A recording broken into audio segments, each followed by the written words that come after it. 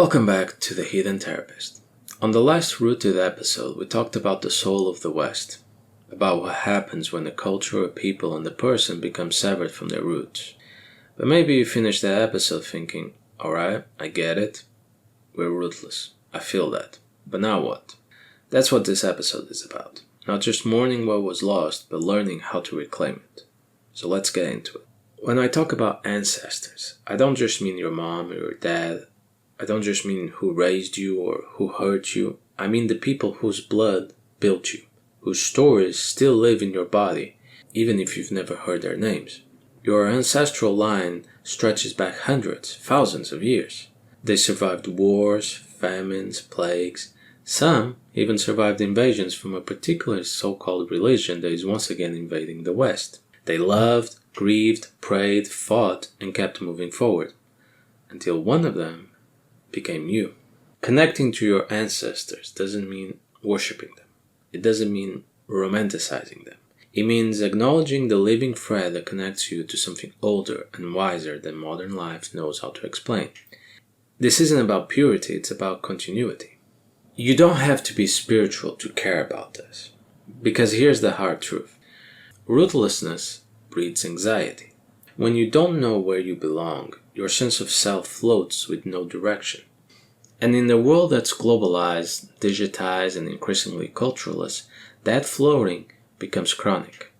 Most therapy focuses on attachment wounds, which is good, but what if healing doesn't stop with your parents? What if it means reaching even further back, to the people before the people who broke you? There is grounding in lineage, there is healing in remembering, and there is dignity in reclaiming what your blood once carried. How to reconnect with your roots? Step 1. Start with the land, even if it's not the land you were born on. Let's say your family is a mess. Let's say the country you were born in feels like a stranger. You still come from somewhere, and that somewhere still calls. You don't need to pledge allegiance to a flag. You need to go deeper, to the soil your ancestors walked, the rivers they crossed, the mountains they climbed. Take a DNA test, not for the percentages, but for the threads. Threads that lead to languages, stories, values, gods. Explore the music, food, and rituals of that land. Research your ancestral regions. Learn what they believed in, what they feared, what they honored. Even if your lineage spans many countries, choose one to begin with. One thread to follow. One fire to sit beside. And let me be clear, this isn't cultural appropriation. This is ancestral reclamation. You're not wearing someone else's skin. You're stepping back into your own. Step 2. Learn one thing your ancestors would have known. This doesn't have to be big. For example, cook one old dish. Learn one prayer or blessing. Try a folk instrument. Speak one sentence in their native tongue. Make something with your hands. It doesn't have to be perfect. It just has to be real. This isn't nostalgia. It's embodiment. Your nervous system is learning something. That you belong to something older than modern anxiety. Step 3. Build an ancestral practice, even if you don't know your lineage. Maybe your family tree is missing. Maybe it's full of holes and silence. You don't need names to start. You need reverence. Light a candle. Speak aloud. To those whose blood runs through mine, I remember you. Create a simple ritual. Pour out a drink. Breathe, speak, or sit in silence. This isn't superstition. It's psychological grounding. You're marking time. You're making space. You're refusing to let memory die. Step 4. Visit sacred sites. This one's easy to overlook in the digital age, but it matters. Go to an old place, a graveyard, a forest, a church, or a ruin. Go alone. Leave your phone in your pocket. Don't film it, just sit, listen, feel. Let your body remember what your mind forgot. Step 5.